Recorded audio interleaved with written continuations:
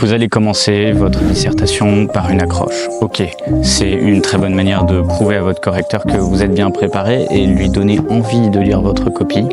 Mais attention, il faut que ce soit court et simple. Ce que je vous conseille de faire, c'est d'apprendre quelques citations par cœur qui sont en lien direct avec le parcours associé à l'œuvre. Comme ça, vous êtes sûr que ce sera pertinent de l'utiliser dans tous les sujets qui peuvent tomber le jour du bac. Par exemple, si vous dissertez sur « On ne badine pas avec l'amour » d'Alfred de Musset, dont le parcours associé est les jeux du cœur et de la parole, alors vous pouvez choisir d'utiliser la citation suivante tirée d'un poème d'Alfred de Musset qui s'appelle « La nuit de mai, la bouche garde le silence pour écouter parler le cœur ». Une fois que vous avez régalé le correcteur avec une citation pertinente, montrez dans la phrase qui suit en quoi elle fait écho au sujet que vous allez travailler.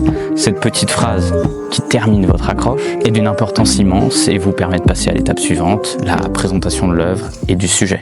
La deuxième étape de l'introduction, c'est la présentation de l'œuvre et du sujet. Là, c'est d'abord du factuel et c'est très facile. L'auteur, le titre de l'œuvre, sa date de parution et éventuellement son contexte d'écriture, c'est quelque chose que vous pouvez préparer avant votre dissertation. Il faut simplement poser le cadre de cette œuvre sur laquelle vous allez disserter, mais ne vous étendez pas trop sur cette présentation générale. Elle doit faire en tout 2 ou 3 phrases et surtout, elle doit être suivie d'un rappel du sujet que vous allez traiter.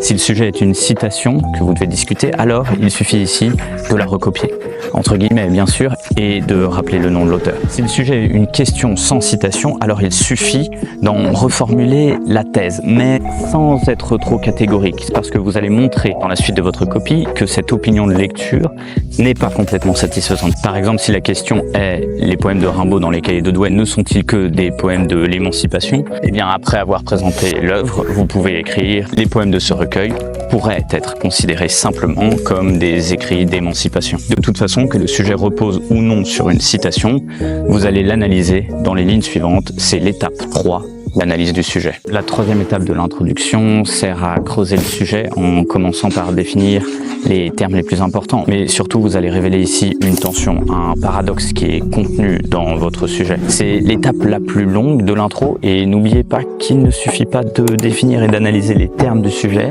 mais il faut bien révéler, exprimer ce qui ne va pas dans ce sujet.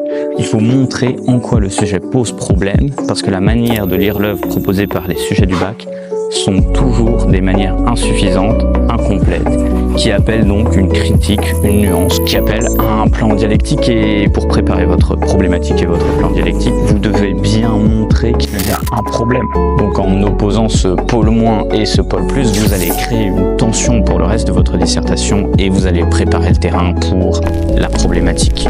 La problématique, c'est la question qui va guider votre disserte et il faut bien en soigner la formulation pour qu'elle soit claire, précise, qu'elle ne soit pas trop longue et qu'elle reformule bien le problème posé par le sujet. Pour mettre en valeur cette phrase que vous aurez bien peaufinée et travaillée au brouillon, vous allez passer à la ligne avant de l'écrire et faire un petit alinéa. Comme ça, quand le correcteur va chercher votre problématique, il va la trouver très facilement et il va être super heureux. Aussi, il faut faire une seule question directe, c'est-à-dire avec un point d'interrogation à la fin, et une question fermée, une question à laquelle on peut répondre par oui ou par non. La question peut commencer par « est-ce que » par exemple.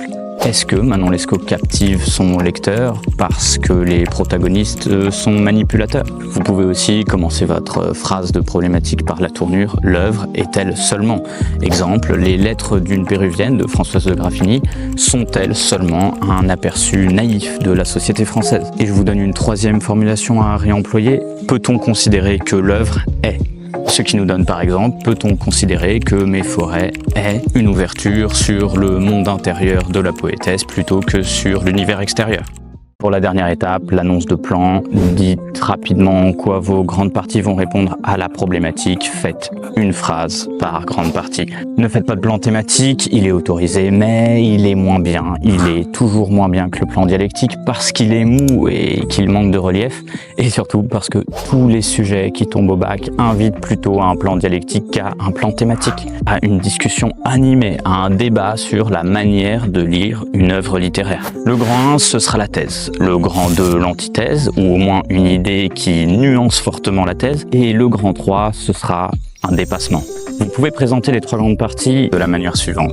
Il est vrai que grand 1, mais grand 2, en fait, on peut considérer que grand 3.